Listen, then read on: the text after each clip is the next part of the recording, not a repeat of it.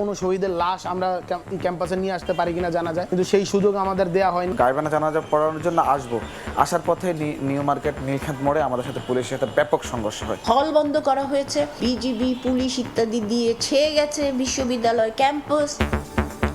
ক্ষমতায় যেতে জুলাইকে ব্যবহার করতে চায় বিরোধী দল, বললেন বিএনপি মহাসচিব। জনগণকে বিভ্রান্ত করতে সনদ নিয়ে ভুল ব্যাখ্যার অভিযোগ। বিরোধী দল শুধুমাত্র ক্ষমতায় যাওয়ার জন্য এই জুলাইকে তারা ব্যবহার করতে চায়। তারা অনেকে বিভিন্ন রকম মুখরোচক কথা বলে জনগণকে আপনার উত্তেজিত করবার চেষ্টা করছেন। সম্পূর্ণভাবে ভুল ব্যাখ্যা দেওয়া হচ্ছে যে আমরা জুলাই সনদ বাস্তবায়ন করতেছি না। আমরা জুলাই সনদ বাস্তবায়ন প্রত্যেকটি অক্ষর আমরা পালন করব। দেখছিলেন প্রধান শিরোনাম। দুপুরের সময়ে সঙ্গে আছি আমি তোহা খান। এবার অন্যান্য শীর্ষ সংবাদ। ৪৫ বছর পর শহীদ জিয়া হত্যার রহস্য উন্মোচনের সুযোগ। খুনি মুজাফফরকে জিজ্ঞাসাবাদে গুরুত্বপূর্ণ তথ্য পাওয়ার আশা।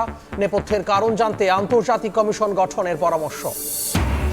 বন্যায় চট্টগ্রাম অঞ্চলে ক্ষতিগ্রস্ত 10 লাখের বেশি মানুষ। দ্রুত পুনর্বাসনের উদ্যোগ সরকারের। জরিপ করে দুর্গত সবার কাছে পৌঁছে দেওয়া হবে ত্রাণ, জানালেন দুই মন্ত্রী। 10 টাকাটা 100 টাকা নিলে দাও, নালে দাও। প্রতি ডজনে আপনার 10 টাকা গরিব আসছে। সাধারণ মানুষের নাগালে বাইরে চলে গেছে। বন্যার প্রভাবে সবজির বাজারে আগুন। সরবরাহে ঘাটতির অজুহাতে দ্বিগুণ দাম।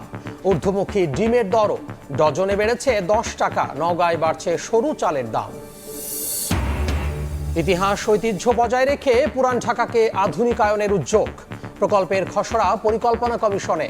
3 মাসের মধ্যে কাজ শুরুর আশা। বাস্তবায়নে জরুরি রাজনৈতিক সদিচ্ছা।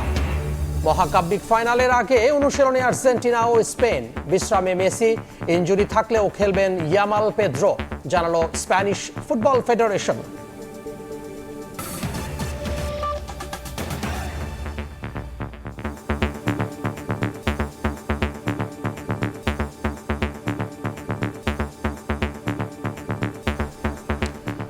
ক্ষমতায় যেতে বিরোধী দল জুলাইকে ব্যবহার করতে চায় বলে মন্তব্য করেছেন বিএনপি মহাসচিব মির্জা ফখরুল ইসলাম আলমগীর।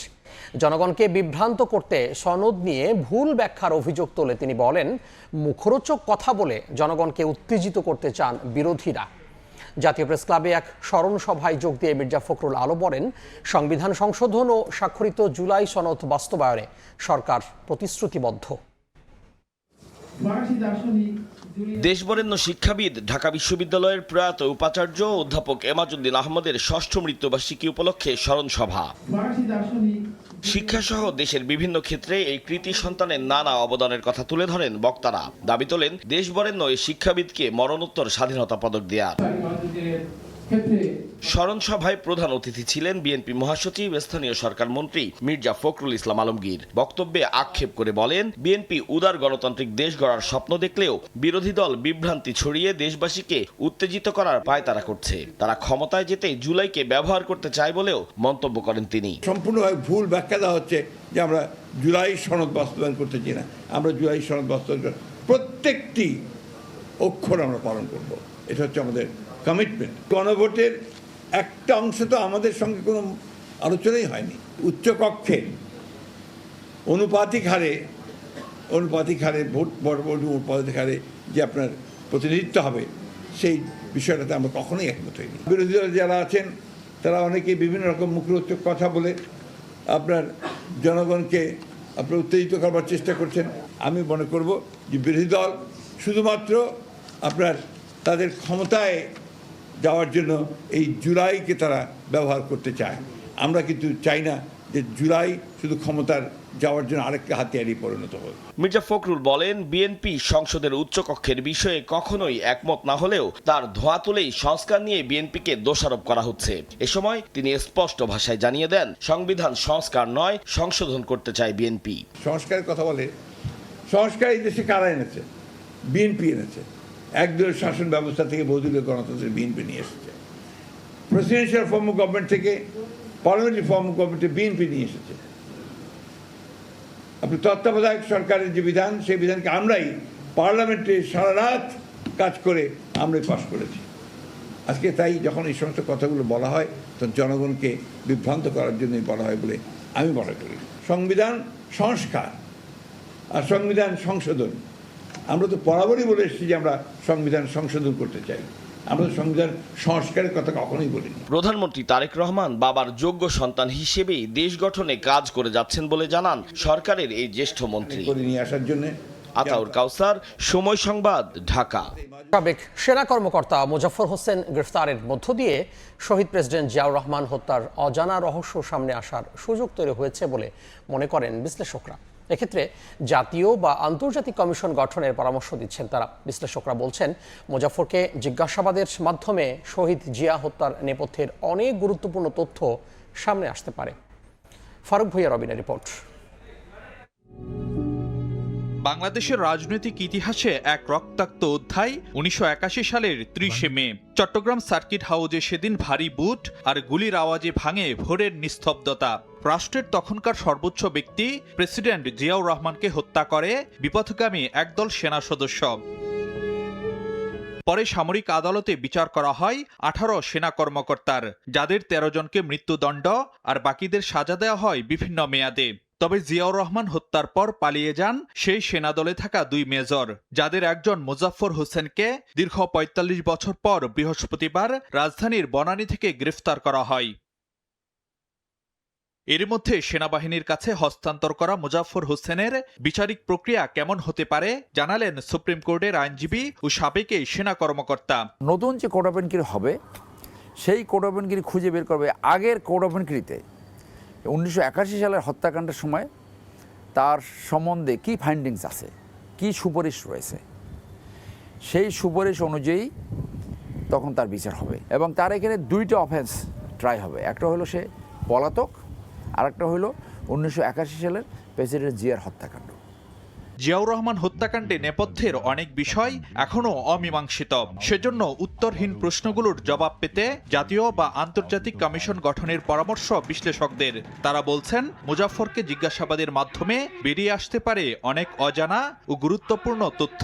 এটার প্ল্যানিং, এক্সিকিউশন এবং আফটারম্যাথ, এরপর ঘটনাগুলো কি হলো, উনি কেন পালিয়ে গেলেন, জেনারেল মঞ্জুর আসলে তার মোটিভ কী ছিল, কেন এই হত্যাকাণ্ড ঘটলো, এখানে কোনো ষড়যন্ত্র আছে কিনা, কোনো বিদেশি ষড়যন্ত্র ছিল কিনা, না নিছক মিউটিনি, এইগুলো আবার নতুন করে সামনে আসার একটা সুযোগ সৃষ্টি হয়েছে। একটা কথা যে সামনে আসে যে জেনারেল মঞ্জুরকে অ্যালেজলি প্রেসিডেন্ট এরশাদ তাকে হত্যাকাণ্ড ঘটিয়েছে, যে সে যাতে কোনো কিছু বলতে না পারে। এবং জেনারেল মঞ্জুর গ্রেপ্তার হওয়ার সময় বলেছিল যে আমাকে পুলিশের কাছে হ্যান্ডওভার করো, তাহলে হয়তো সে কিছু বলতে চেয়েছিল। তো উনি কি বলতে চেয়েছিল, অন্য কোনো ঘটনা আছে কি না, সেইটা মেজর মোজাফফর যদি জেনে থাকেন উনি হয়তো বলতে পারেন, তো নতুন তথ্য আসতে পারে। বৃহস্পতিবার সকালে গ্রেফতারের পর অবসরপ্রাপ্ত মেজর মুজাফফর হোসেনকে সেনাবাহিনীর কাছে হস্তান্তর করে গোয়েন্দা পুলিশ। ফারুক ভূঁইয়া, রবিন, সময় সংবাদ, ঢাকা। নৃত্যের ঝংকারে বর্ষা বন্দনা।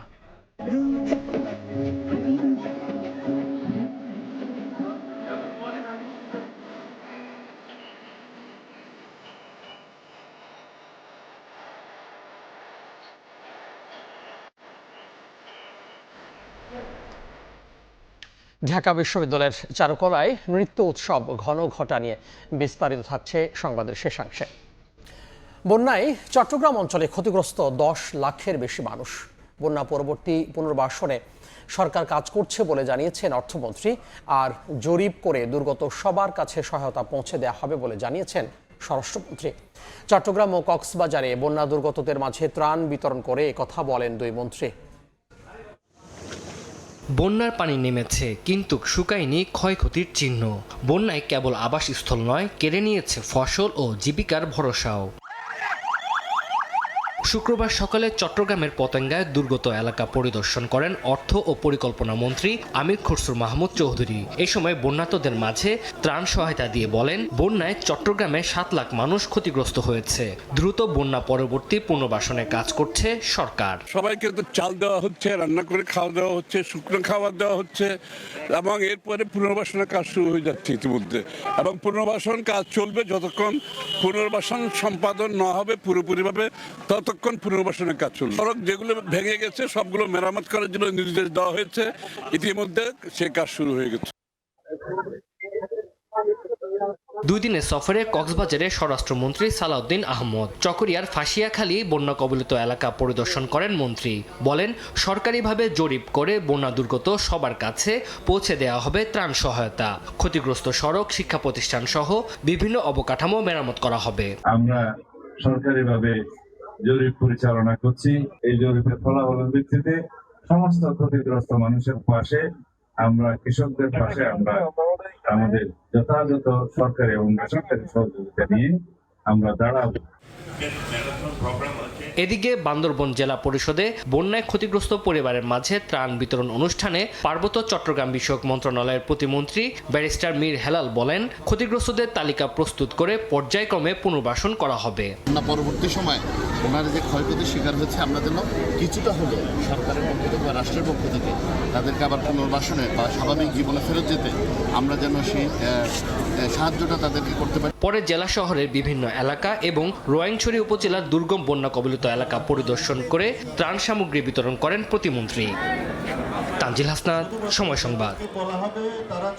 এই মুহূর্তে চট্টগ্রামের লোহাগাড়ায় আছেন রিপোর্টার শফিকুল আলম এবং কক্সবাজারের চকরিয়ায় সুজাউদ্দিন রবেল। আমরা সরাসরি শুরুতেই যাব শফিকের কাছে।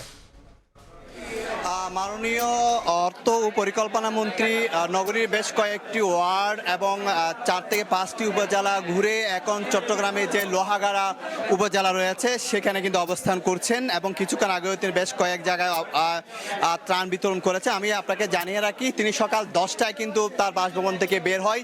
পরবর্তীতে যে পতেঙ্গা বেশ কয়েকটি ওয়ার্ডে, বিশেষ করে মাইজপাড়া এবং খালপাড়া বেশ কয়েকটি ওয়ার্ডে তিনি ত্রাণ বিতরণ করেছিলেন। পরবর্তীতে সেই গাড়ি বহর নিয়ে তিনি চন্দ্রাশে আসেন। চন্দ্রাশে 2000-তে সেখানে স্থানীয় সাংসদ জসিমউদ্দিনের সাথে তিনি ত্রাণ বিতরণ করেন এবং পরবর্তীতে আসেন সাতকানিয়া নলুয়া এলাকায়, সেখানেও কিন্তু ত্রাণ বিতরণ করেন এবং পরে লোহাগাড়া বেশ কয়েকটি জায়গায় ত্রাণ বিতরণ করে কিন্তু একটি জায়গায় কিন্তু নামাজ আদায় করেন এবং তার সাথে কিন্তু চট্টগ্রামের যে city mayor doctor Shahadat Hossain রয়েছে এবং চট্টগ্রাম 9 আসনের সংসদ আবু সুফিয়ান রয়েছে এবং চট্টগ্রামের 8-এর সংসদ রয়েছে এবং চট্টগ্রাম এই যে সাতকানিয়া এবং যে লোহাগাড়ার যে সাংসদ তিনি রয়েছে এবং বিএনপির নেতা কর্মীরাও কিন্তু এখানে রয়েছেন। আপনাকে জানিয়ে রাখি, তিনি যে কথাটি বলছেন, আসলে এই যে 7 লাখের বেশি মানুষ ক্ষতিগ্রস্ত হয়েছে বন্যার কারণে এবং এ পর্যন্ত প্রায় 1 লাখ মানুষকে ত্রাণ সহায়তা দেওয়া হয়েছে এবং বলা হচ্ছে যে এখানে প্রায় 552টির বেশি সড়ক ক্ষতিগ্রস্ত হয়েছে, যেটি 450 কিলোমিটার। এই ব্যাপারে কিন্তু অর্থমন্ত্রীকে প্রশ্ন করা হয়েছিল এবং তিনি জানিয়েছেন এটির জন্য আলাদা বরাদ্দ করা হবে। যে সড়ক, কালভার্ট, যে ব্রিজগুলো ভেঙে গিয়েছে সেগুলোর জন্য আলাদা বরাদ্দ করে সেগুলো বিতরণ করা হবে, সেগুলোর জন্য বরাদ্দ দেওয়া হবে তিনি জানিয়েছেন। এরপরেও কিন্তু আরো কয়েকটি উপজেলা যাবেন এবং যেহেতু লোহাগাড়া অবস্থান করছে উপজেলা পরিষদে, এরপরে কিন্তু যে বাঁশখালী রয়েছে সেখানে বাঁশখালী বেশ কয়েকটি এলাকা সবচেয়ে বেশি ক্ষতিগ্রস্ত বলা হচ্ছে বাঁশখালী এবং সেখানে দরিদ্র এলাকা, সেখানে কিন্তু বেশ কয়েকটি জায়গায় তিনি ত্রাণ বিতরণ করবেন। আজকে সকাল থেকে কিন্তু চট্টগ্রাম নগরী সহ চট্টগ্রামে যে বেশ কয়েকটি উপজেলা কিন্তু তিনি ভ্রমণ করছে, অর্থাৎ তিনি পরিদর্শন করছেন এবং সেখানে যে রাস্তাঘাটগুলো রয়েছে সেগুলো কিন্তু তিনি তদারকি করেছেন এবং দেখেছেন এবং সহায়তার কথা বলেছেন।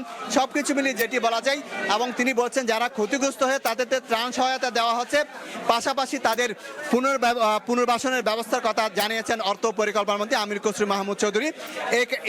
এই লোহাগাড়াতে কিছুক্ষণ পরে কিন্তু বাঁশখালীর উদ্দেশ্যে রওনা দিন। তো এই ছিল আমার কাছে সর্বশেষ তথ্য।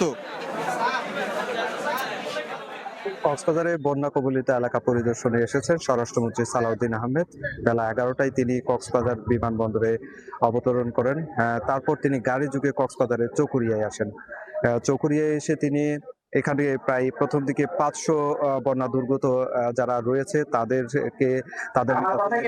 ত্রাণ বিতরণ করেন। ত্রাণ বিতরণ করার পর তিনি প্রথম দিকে বলেন যেহেতু বন্যা চলাকালীন সময় তিনি আসতে পারেননি, সেজন্য বন্যা কবলিত মানুষের কাছে তিনি দুঃখ প্রকাশ করেন। তারপর তিনি একে একে সবাইকে ত্রাণ বিতরণের পর চকরিয়ার বিভিন্ন এলাকা যেখানে বেড়িবাঁধ থেকে শুরু করে বাড়ি বিধ্বস্ত হয়েছে সেসব এলাকা পায়ে হেঁটে তিনি পরিদর্শন করেন এবং পরিদর্শনকালে তিনি বন্যা দুর্দশার কথা শুনলেন।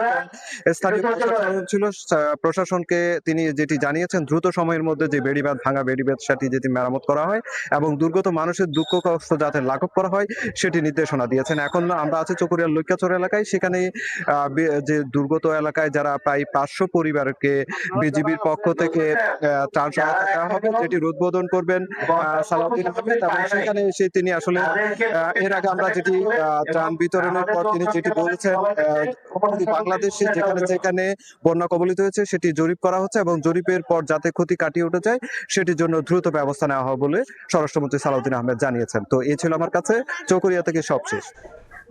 আমরা সরাসরি যুক্ত হয়েছিলাম কক্সবাজার এবং তার আগে চট্টগ্রাম থেকে। বৃষ্টি, বন্যা ও বৈরী আবহাওয়ার প্রভাবে রাজধানীর সবজির বাজারে আগুন। বেশিরভাগ সবজি বাড়তি 40 থেকে 60 টাকা কেজিতে বিক্রি হচ্ছে। এদিকে সপ্তাহ ব্যবধানে মুরগির দাম অপরিবর্তিত থাকলেও ডজনে 10 টাকা বেড়েছে ডিমের দাম। চড়া মাছের বাজারও।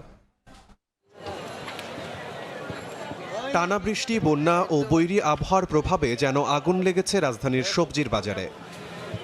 সপ্তাহ ব্যবধানে বেশিরভাগ সবজির দাম কেজিতে 40 থেকে 60 টাকা পর্যন্ত বেড়েছে। এতে সাধারণ ক্রেতারা বাড়তি খরচের চাপে পড়লেও বিক্রেতাদের সোজা সাপটা উত্তর, বৃষ্টিতে কমেছে সরবরাহ। আমি 20 মিনিট ধরে ব্যাগ নিয়ে ঘুরতাছি, দাম শুনে খালি পিছিয়ে যায়, মানে কিনবো সে সাহসটা আমি পাচ্ছি না। যেখানে সবজি এখানে বৃষ্টি হয়েছে, বৃষ্টির কারণে নষ্ট হয়ে গেছে অনেক সবজি। অতিরিক্ত পানি হওয়ার কারণে সবজি আনা যাচ্ছে না বা এগুলো পানি ভর্তি হয়ে গেছে, এই জন্য দাম বাড়তি।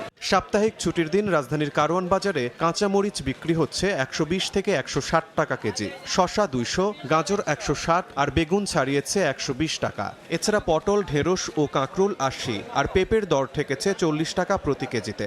বৃষ্টি আর বন্যা আর কাঁচামরিচ তো উৎপাদন হয় নিচু এলাকায়, পানি আর বন্যা যদি হয় তো গাছ মাছ সব তো মরে যাবে না, সেই কারণে দামটা একটু বেশি। কারণ বাজার দাঁড়ায় কাস্টমারের চেহারা দিয়ে দাম করতে ভয় করে।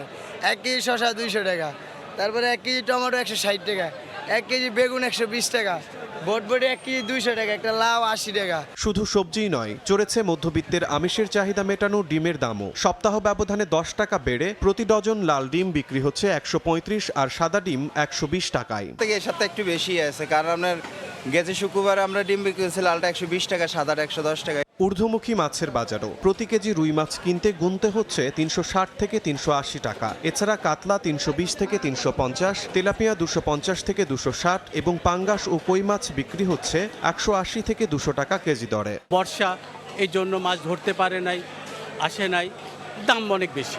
ব্যবসায়ীদের দাবি, আবহাওয়া স্বাভাবিক হলে সরবরাহ পরিস্থিতিও আগের তুলনায় চাঙ্গা হবে। এতে বাজারে কিছুটা স্বস্তি ফিরবে বলেও আশায় ক্রেতারা।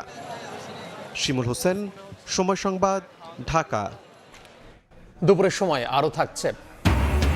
শরীয়তপুরে আশ্রয়ন প্রকল্প যেন ভূতের বাড়ি। উধাও দরজা জানলা খুলে নেওয়া হয়েছে, টিন চুরি যাচ্ছে নানা সরঞ্জাম। প্রকৃত সুবিধাভোগীদের পুনর্বাসনের আশ্বাস প্রশাসনের।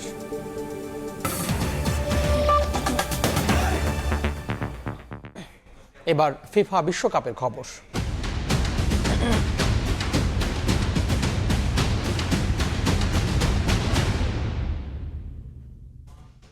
বিশ্বকাপের মহাকাব্যিক ফাইনালের আগে অনুশীলন করেছে আর্জেন্টিনা ও স্পেন। বিশ্রামে ছিলেন মেসি সহ বেশিরভাগ তারকা। তবে দলকে ব্যাক টু ব্যাক শিরোপা উপহার দিতে বড় ভূমিকা রাখতে চান স্ট্রাইকার লাউতারো মার্টিনেজ। 2024 সালে আর্জেন্টিনাকে কোপা আমেরিকার শিরোপা উপহার দেওয়া এই স্ট্রাইকার বাড়তি ঘাম ঝরিয়েছেন এদিন। এদিকে ফ্রান্সের ডিফেন্ডারদের আক্রমণে ইনজুরিতে পড়েছেন লামিল ইয়ামাল ও পেদ্রো পেরো। ওয়ার্কলোড ম্যানেজমেন্ট আলাদাভাবে প্রস্তুতি সেরেছেন দুজন। তবে এই দুই ফুটবলার খেলবেন বলে নিশ্চিত করেছে স্প্যানিশ ফুটবল ফেডারেশন। লুসেইলেই মরুর বুকে ঝড় তোলার 4 বছর পর আরও একটা শিরোপা থেকে মাত্র 1 ম্যাচ দূরে আর্জেন্টিনা। মহাকাব্যিক ফাইনালে আলবিসেলেস্তের সামনে 2024 সালের ইউরো চ্যাম্পিয়ন স্পেন। গত মার্চের ফিনালিসিমার উত্তাপ এবার দ্য গ্রেটেস্ট শো অন আর্থের মঞ্চে। বিশ্বকাপের শুরু থেকেই কখনো রেফারি, কখনো আবার ফিফার সুবিধাভোগী দল, এমন অনেক সমালোচনা সঙ্গী হয়েছে বর্তমান চ্যাম্পিয়নদের। তবে একের পর এক ম্যাচে পিছিয়ে পড়েও প্রত্যাবর্তনের গল্প লিখে সমালোচনার দাঁত ভাঙা জবাব দিয়েছে আর্জেন্টিনা। ইংল্যান্ড ম্যাচের পর আরও আত্মবিশ্বাসী কাতার বিশ্বকাপ জয়ীরা। আর্জেন্টিনা প্রমাণ করেছে তারা সুবিধাভোগী দল নয়। উঠতে থাকা ইংল্যান্ডকে মাটিতে নামানোর পর অনেকটাই নির্ভর আলবিসেলেস্তে। সেমিফাইনালের পর প্রথম অনুশীলনে তাই বিশ্রামে ছিলেন দলের প্রাণভ্রমরা লিওনেল মেসি সহ একাধিক তারকা। তবে একেবারেই আলাদা লাউতারো মার্তিনেজ। ইংল্যান্ডের বিপক্ষে অগ্নি পরীক্ষায় তার গোলেই জয় নিশ্চিত হয় আর্জেন্টিনার। শেষ সময়ে বদলি নেমে প্রতিটা ম্যাচেই আলো ছড়াচ্ছেন। 2024 সালে মায়ামি গার্ডেন্সে কোপা আমেরিকার ফাইনালেও কলম্বিয়ার বিপক্ষে 112 মিনিটে গোল করে আর্জেন্টিনাকে শিরোপা উপহার দিয়েছিলেন এই লাউতারো। ব্যাক টু ব্যাক আর্জেন্টিনাকে বিশ্বকাপের শিরোপা উপহার দেওয়ার স্বপ্নযাত্রায়ও কান্ডারের ভূমিকা পালন করতে চান লাউতারো। তাই তো প্রস্তুতিতে কোনো ছাড় দেননি ইন্টার মিলান স্ট্রাইকার। প্রতিপক্ষ স্পেন বিশ্বকাপের সবচেয়ে গোছালো দল। পাউ কুবার্সি, মার্ক কুকুরেয়াদের মতো বিশ্বসেরা রক্ষণভাগ, মাঝমাঠে রদ্রি পেদ্রিদের মতো তারকা নিয়ে শিরোপার দাবিদার লা রোহা। 16 বছর পর ফাইনালে ওঠা শিরোপায় রাঙাতে চায় লুই দে লা ফুয়েন্তের দল। নিউ জার্সির ফাইনালের জন্য পুরো দল যখন একপাশে ব্যস্ত অনুশীলনে, তখন আলাদাভাবে প্রস্তুতি সেরেছেন লামিন ইয়ামাল ও পেদ্রো পোরো। ফ্রান্সের বিপক্ষে ম্যাচে লুকাস দিগনে ও থিও হার্নান্দেজদের একের পর এক আক্রমণ সহ্য করেছেন ইয়ামাল।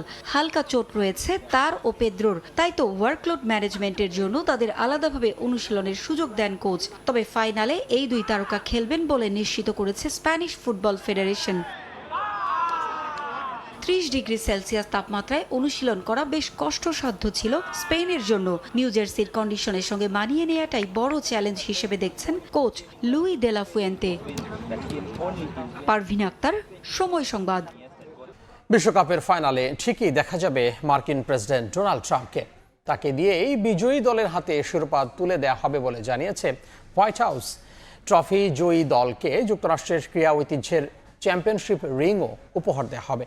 ট্রাম্প ছাড়াও মেক্সিকো, কানাডার সরকার প্রধান ও স্পেনের রাজা ষষ্ঠ ফিলিপের ফাইনাল দেখার কথা রয়েছে। কিন্তু কুসংস্কারে বিশ্বাসী আর্জেন্টিনার প্রেসিডেন্ট হাভিয়ের মিলেই আগের ম্যাচগুলোর মতো ফাইনালেও নিজের বাসভবনে বসে দেখার কথা জানিয়েছেন। আর মাত্র কয়েক ঘন্টার অপেক্ষা, তারপরে বিশ্ব ফুটবলের সবচেয়ে কাঙ্ক্ষিত ট্রফির নতুন মালিকের নাম লেখা হবে ইতিহাসে। সব প্রস্তুতি শেষ, সোনালী ট্রফিও পৌঁছে গেছে গন্তব্যে।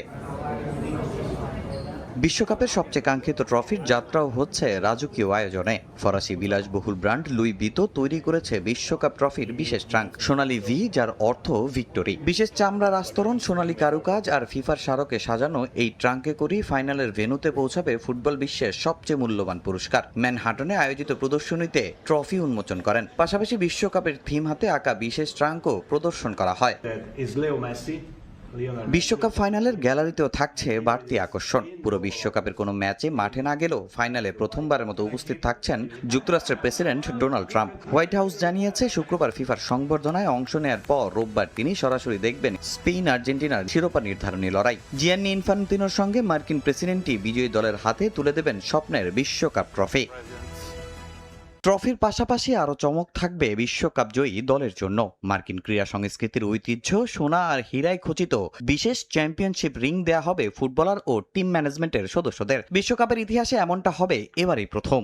ট্রাম্প ছাড়াও বাকি দুই আয়োজক দেশ কানাডা ও মেক্সিকোর সরকার প্রধানরাও ফাইনালে থাকার কথা রয়েছে। তবে কুসংস্কারে বিশ্বাস করা আর্জেন্টিনার প্রেসিডেন্ট হাভিয়ের মিলেই স্টেডিয়ামে যাবেন না বলে জানিয়েছেন। আগের ম্যাচগুলোর মতো নিজ বাসভবনে বসেই ফাইনাল জয়টাও ঘরে বসে দেখতে চান মিলেই। তিনি না গেলেও স্পেনের রাজা ষষ্ঠ ফিলিপির ফাইনাল দেখতে যাওয়ার কথা রয়েছে।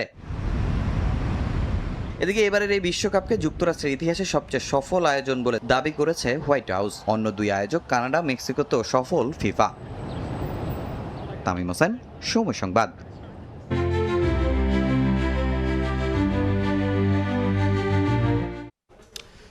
পুরান ঢাকাকে আরবান রিজেনারেশন ধারণার সাংহাই মডেলে পুনর্গঠন করতে চায় সরকার।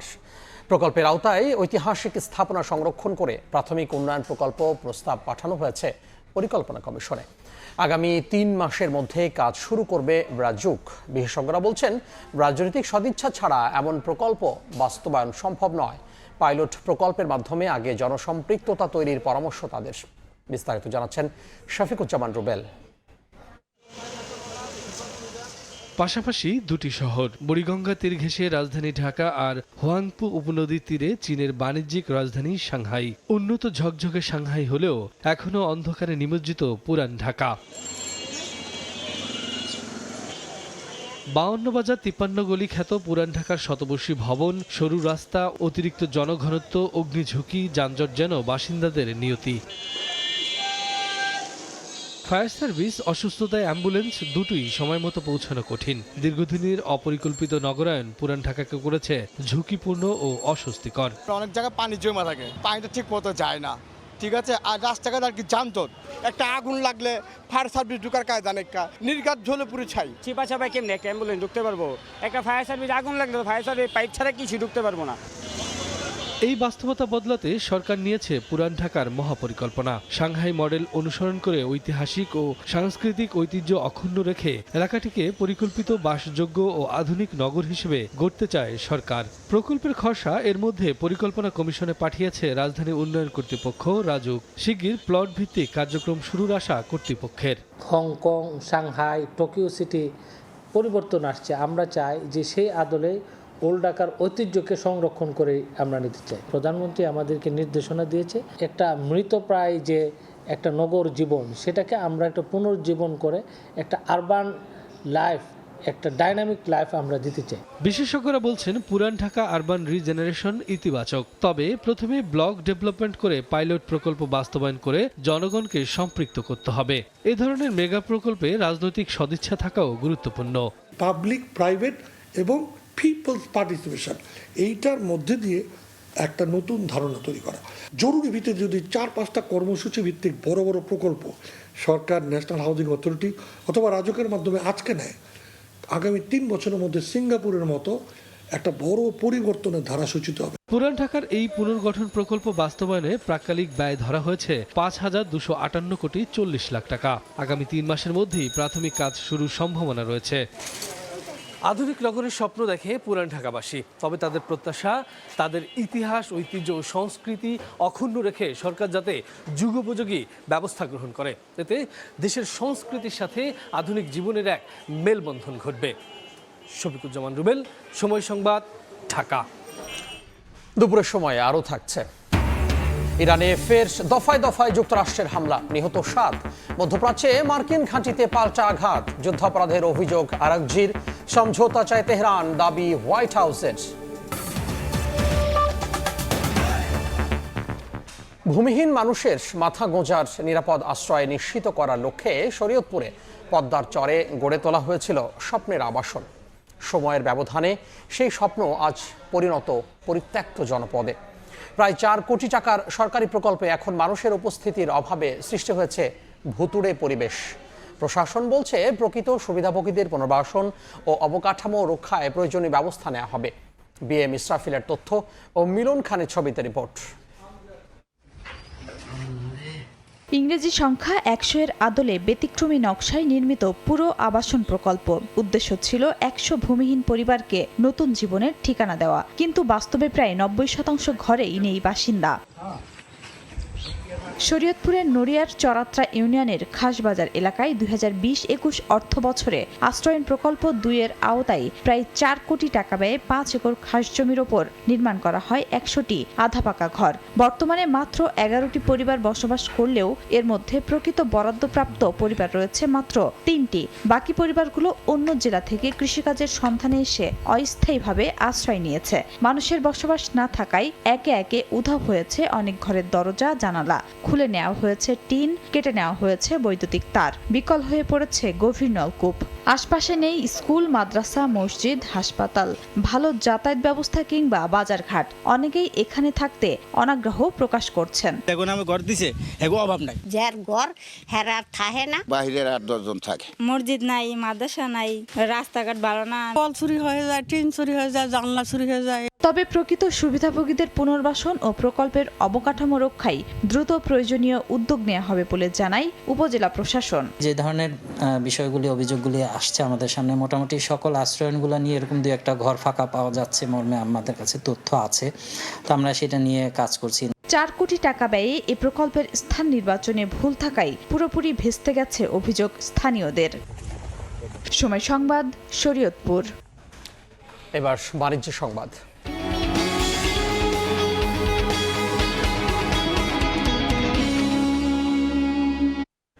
স্বল্পোন্নত দেশ বা এলডিসি থেকে বাংলাদেশের টেকসই ও স্থিতিশীল উত্তরণ নিশ্চিতে ইউরোপীয় ইউনিয়ন এবং গ্রুপ অফ 7 অ্যান্ড চায়না পাশে থাকার আশ্বাস দিয়েছে।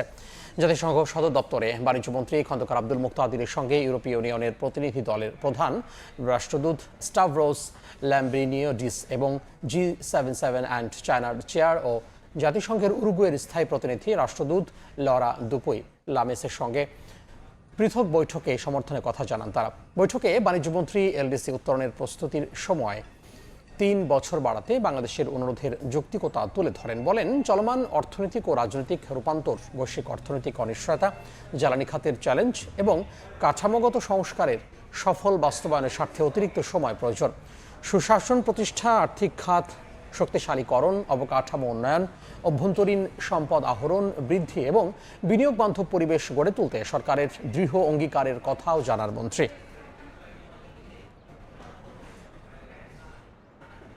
দেশের বাইরের খবর। ইরান যুক্তরাষ্ট্র যুদ্ধ ঘিরে আবারও বেড়েছে উত্তেজনার পারদ।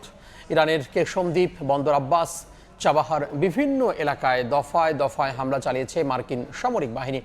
সামরিক স্থাপনার পাশাপাশি ক্ষতিগ্রস্ত আবাসিক ভবন, বিমানবন্দর ও ব্রিজ, আহত অন্তত 9 জন। জবাবে কুয়েত, বাহরাইন ও জর্ডানে মার্কিন স্থাপনা লক্ষ্যবস্তু বানানোর দাবি করেছে তেহরান। সমঝোতায় পৌঁছাতে ইরান এখনও আলোচনা চালিয়ে যাচ্ছে বলে দাবি করেছে হোয়াইট হাউস। যুক্তরাষ্ট্র ইরান যুদ্ধ ঘিরে মধ্যপ্রাচ্যের উত্তেজনা আরও তীব্র হচ্ছে। স্থানীয় সময় বৃহস্পতিবার ইরানের বিরুদ্ধে টানা 6ষ্ঠ রাতের মতো সামরিক অভিযান চালানোর কথা জানিয়েছে মার্কিন সেন্ট্রাল কমান্ড সেন্টকম।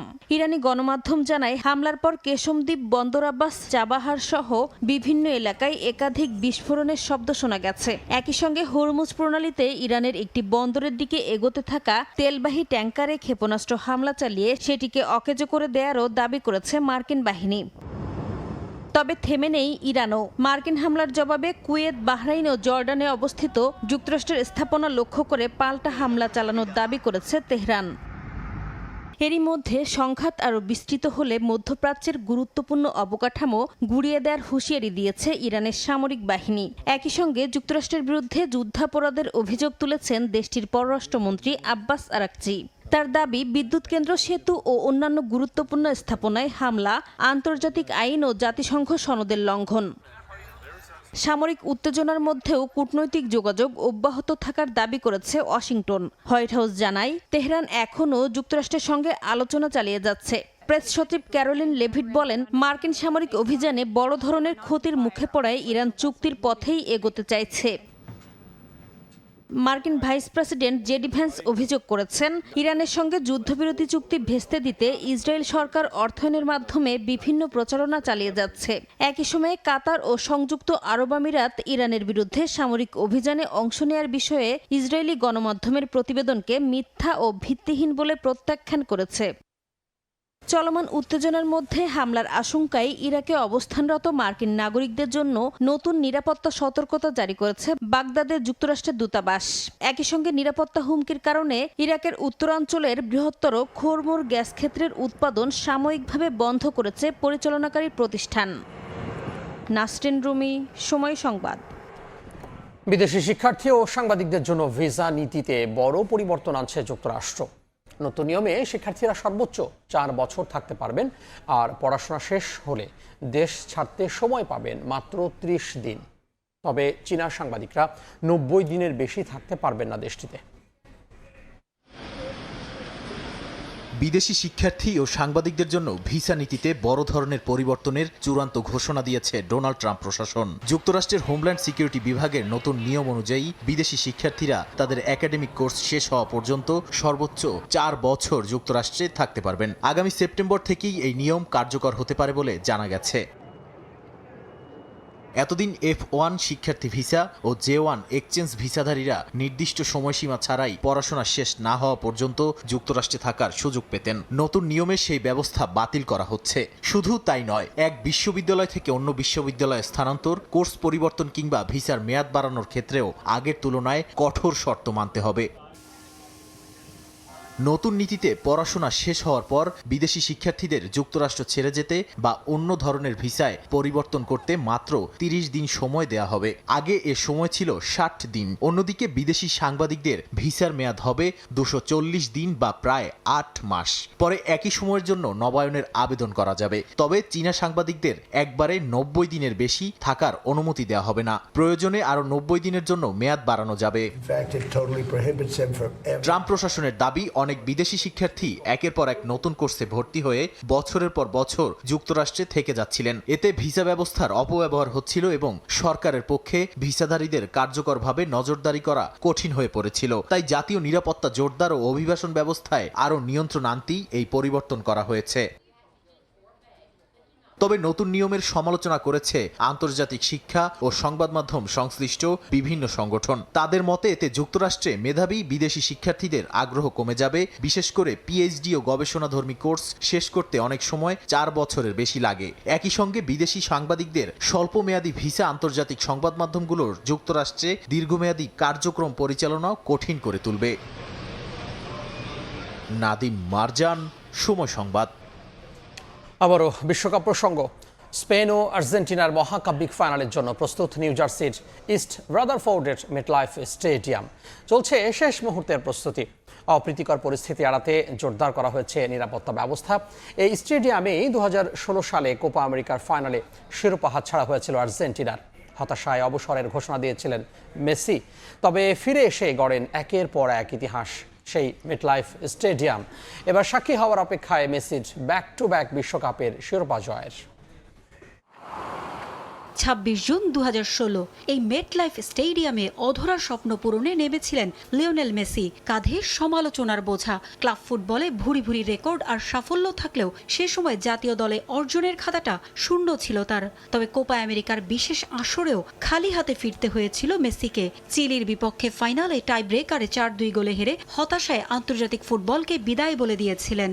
তবে ফুটবল জাদুকরের তখনও অনেক কিছু দেয়ার বাকি। তাই তো সবার অনুরোধে অবসর ভেঙে ফিরে আসেন। জয় করেন কোপা আমেরিকা, কাতার বিশ্বকাপ, ফিনালিসিমা। 1962 সালে ব্রাজিলের পর ব্যাক টু ব্যাক শিরোপা জয়ের মাত্র এক ধাপ দূরে আর্জেন্টিনা। কাফুর পর তৃতীয় ফুটবলার হিসেবে 3টি ফাইনালে খেলার দ্বার প্রান্তে মেসি।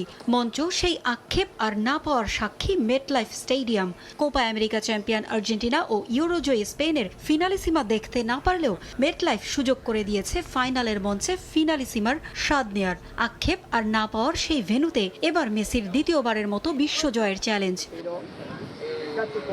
বিশ্বকাপের ফাইনালের জন্য প্রস্তুত নিউ জার্সির ইস্ট রাদারফোর্ডের মেটলাইফ। চলছে শেষ মুহূর্তের তুলির আঁচড়। পুরো দুনিয়ার সামনে সফল আয়োজনে বিশ্বকে চমকে দিতে প্রস্তুত হচ্ছে যুক্তরাষ্ট্র।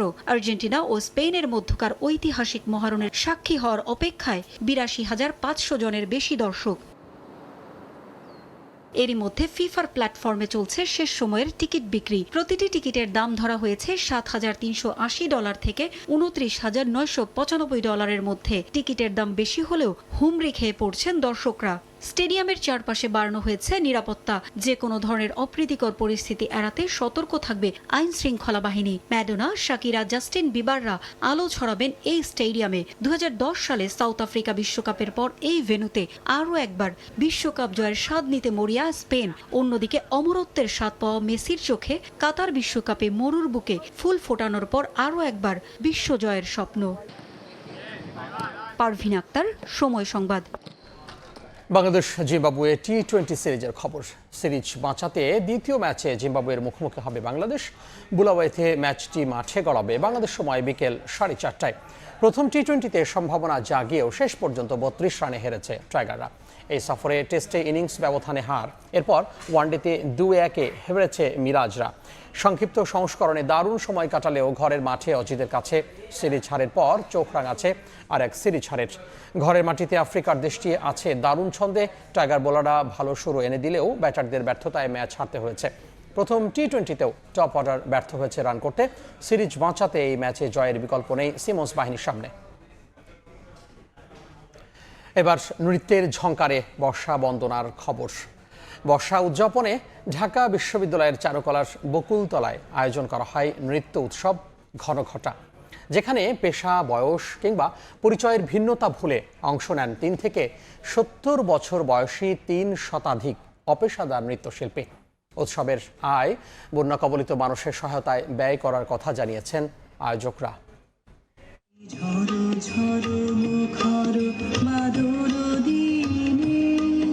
আকাশে মেঘের আনাগোনা, ঠিক এমন সময় নৃত্যের ঝংকারে চারুকলার বকুলতলায় বর্ষা উদযাপন। বর্ষার সৌন্দর্য উদযাপন করতে খোলা আকাশের নিচে আয়োজিত বিশেষ পরিবেশনায় অংশ নেন 3 থেকে 70 বছর বয়সী 3 শতাধিক অপেশাদার নৃত্যশিল্পী। গৃহিণী, প্রকৌশলী, বিজ্ঞানী, গবেষক, সাংবাদিক, শিক্ষক, সমাজকর্মী সহ নানা পেশার মানুষ মেলে ধরেন নিজেকে। যেখানে বয়স কোনো বাধা নয়, শুধু মনের কোণে চেপে রাখা স্বপ্নকে ডানা মেলতে দেওয়া হয়েছে। খুবই ব্যতিক্রমী একটি অনুষ্ঠান, ভীষণ ভালো লাগছে। এরকম অনুষ্ঠান সচরাচর তো এখন দেখা যায় না। সত্যি অবাক যে এত সুন্দর কালার কোড মেইনটেইন করে এভরিওয়ান ইজ কামিং। বানের জলে ভাসলো পুকুর, ভাসলো আমার গান। শুক্রবার 21শে পদকপ্রাপ্ত নৃত্যশিল্পী অর্থী আহমেদ এবং ঢাকা বিশ্ববিদ্যালয়ের চারুকলা অনুষদের যৌথ প্রযোজনায় বকুলতলায় আয়োজন করা হয় নৃত্য উৎসব ঘনঘটা। ছোটকালে যারা নাচের স্বপ্ন দেখেছি কিন্তু করতে পারিনি, এরকম সবাই একসাথে করে আসা আর কি। সবার জন্য উন্মুক্ত এই অনুষ্ঠানকে অন্য মাত্রা দিতে পোশাকেও রাখা হয় বর্ষার আবহ। উৎসবে সবাই আসেন সাদা, নীল বা সবুজ রঙের শাড়ি বা পাঞ্জাবি পরে।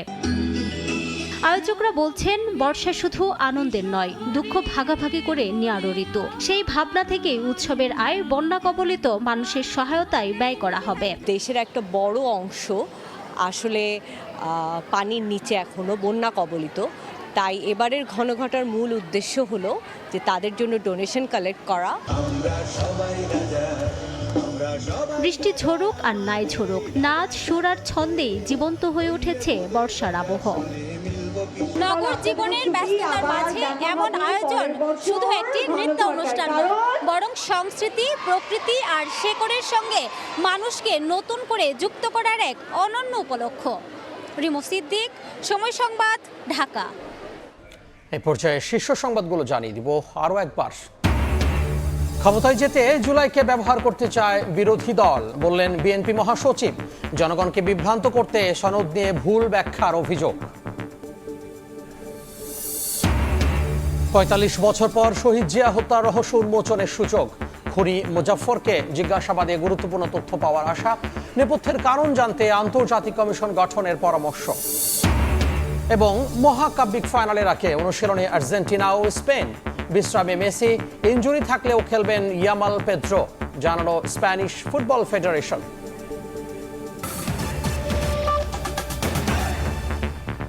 এই ছিল দুপুরের সময়। দর্শক, বিশ্বকাপ ফুটবলের মহাযজ্ঞ সরাসরি সম্প্রচার করছে সময় টেলিভিশন। দেখতে চোখ রাখুন সময় পর্দায়। এরপর বিভাগীয় সময় নিয়ে সঙ্গে থাকবেন সহকর্মী তাজমিলা খান। ধন্যবাদ তামিম। বিভাগীয় সময় নিয়ে আসছে কিছুক্ষণ পর, সঙ্গে থাকুন সময়ে।